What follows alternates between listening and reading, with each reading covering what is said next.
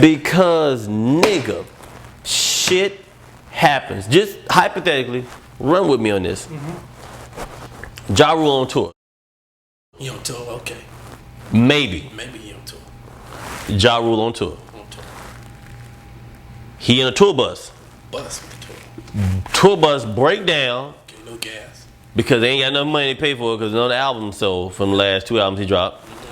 He on tour. I'm following you now. Bus break down. Everybody's cell phone on the bus. Battery dead. All batteries are dead. All batteries are dead. Batteries are dead. Are you gonna do that the entire time? What are you talking about?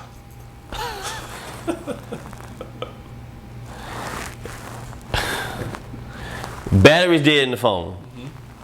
Ja Rule comes, knocks on my, out of everybody in the neighborhood, he comes and knocks on my door. Yo, can I use? I don't know why I sound like DMX. Maybe it's because he tried to sound like and DMX a better rapper. And I look at him, I'm like, hey, how you doing, little niglet? How you doing? Halloween is not until the 31st. You trick or treat. And he's like, nah, I'm Ja Rule. Like, oh shit, Ja. That's crazy. I was just talking about you. I say that to myself. What can I help you, man? Yo, my tour bus just broke down. We about to go perform at the Nokia Center, blah, blah, blah. Can I use your phone? I'm like, y'all don't have, a phone? Like, long story. I was like, wait, you're a short nigga, so it should be a short story. And then he like, yo, can I use your phone? And I let him use my phone. And he takes my phone, and he walks around my place, and I guess he'll survey my place and be like, checking it out. Like, oh, it's a nice place you got here. For a nigga that ain't got no money.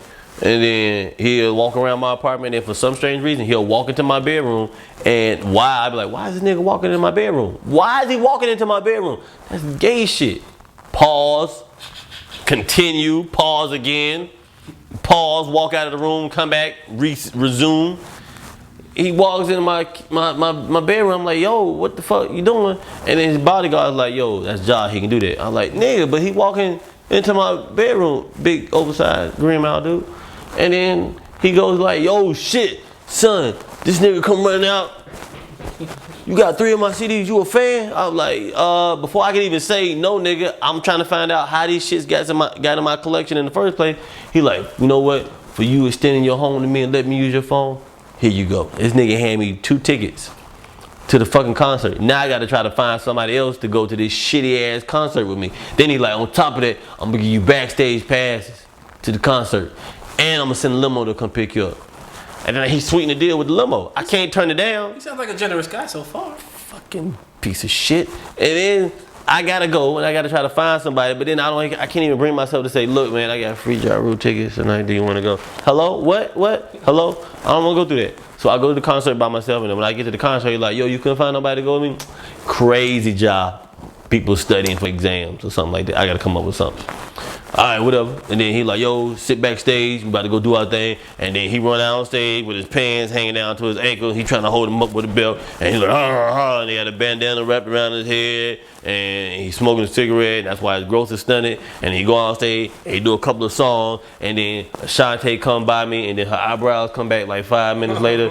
Like, hold on, wait for me, girl. And then they go on stage together. And where would I be without my baby? And then out of nowhere, Christine Milian, whose career died years ago. I went to the funeral for Christine Milian's career. Was it? I heard God, it was nice. It was terrible. Okay. They put her career in a coffin, and they couldn't even afford it. Was it a closed casket? No, it was nothing. It was a shoebox because that's all the label would pay for. Okay. She used to be the Def Jam, and Def Jam like we can't keep handcuffing. It's a recession. It ain't got nothing to do with a recession. It's just a depression.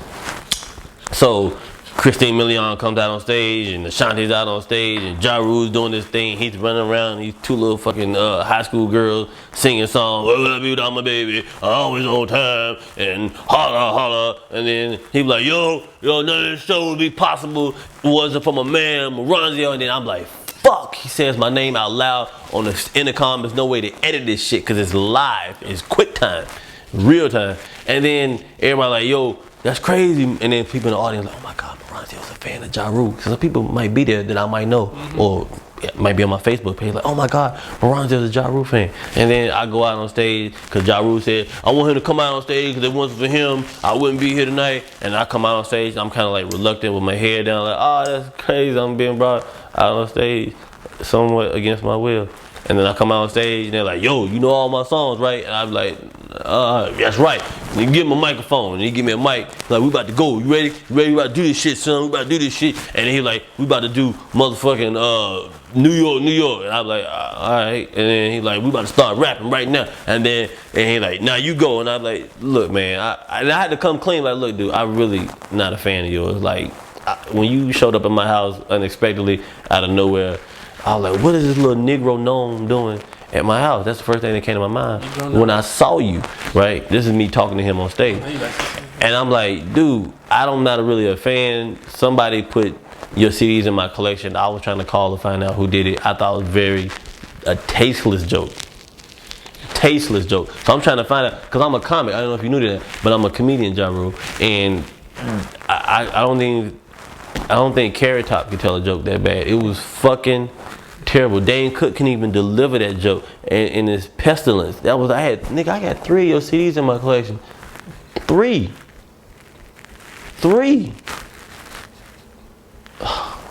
And then I'm like, dude, why is this nigga at my house? And then you were just so fucking forceful and you like, yo, I got this and now I'm gonna bring you the tickets and you come to concert. And I didn't have shit to do. How does he feel about this? How'd y'all feel about it? Right now, how's he feeling? About what's going on? I mean, he don't really have a career. Like, Eminem destroyed him, and then 50 destroyed him, and then Eminem destroyed him again, and then 50 destroyed him, and then he started acting, and then he just destroyed himself. Right. So, and then Ashante's last album, she might have to release it again so people would know that she had an album out. Right. And then Christine Milian, since she couldn't live out her dream of being a singer, she just started to date the dream. I heard about that. Yeah, so that's how she's living through him. And hopefully they'll be like Kenny Lattimore and Shantae Moore, like a duet. Yeah, and then he'll be in the studio one day like, bitch, you ain't got no talent. Why am I with you? But I'm eye candy. Whatever. Yeah, she's fine. No. So I gotta find out where the CDs came from. I'm a little upset because then I'll leave the concert like, I'm sorry I wasted your time, and I'll drop the microphone and you'll hit a little feedback, and then everybody be looking around like, oh, that's crazy. This nigga not even a Ja Rule fan. But niggas might come after you. You know what? At that point, I've been through so much. I'm traumatized by the fact that I got the CDs. I'm traumatized that I got invited to the concert. I'm traumatized that I'm on stage. People actually think I may be a fan. It's a lot to live down. It is. So, I mean, what are you gonna do? Like, you don't know who gave it to you. That's like having STD. That's like chlamydia after the fact. Chlamydia is like the little white lie of diseases. It's kind of like it's there, but it's not really there. So Ja Rule is not even comparable to chlamydia. That's like herpes. Because you can get rid of but you can't compare Ja Rule to herpes because herpes lasts forever and Ja Rule obviously doesn't last forever because that means we would have a cure for herpes, right. And we don't. So, but we do have a cure for Ja Rule. It's called evolving, right. And he ain't put shit out. That's true. So, I'm a little upset. You should retrace your steps. Get high again. But it's like, who the fuck, like, I'm sitting there, I'm like, who the fuck I'm looking at the CDs, I'm like, was I drunk and went out and bought 3 Ja Rule CDs? Did I get high and bought 3 Ja Rule CDs? Because when you get drunk, you go to Vegas and you get married to some stripper and you wake up next to her, or you fucking hit somebody with your car. Right, and keep driving. And you keep driving, or you like throw up and you wake up naked in a fucking park somewhere. Right. But who gets drunk and like, you know what's crazy? You know what's really crazy? We should go out and use motherfucking Ja Rule CDs. And everybody was sober and like, what the fuck? Drink a whole bottle of Grey Goose and that's your biggest fucking idea? Go out and buy 3 Ja Rule CDs? So even if you're drunk, you wouldn't think that. I don't know, man. I'm gonna get drunk and I'm gonna write a sequel to Tropic Thunder. Which was a hilarious movie, by the way. Fuck you. From start to finish. Hey, bring back my Ja Rule CDs.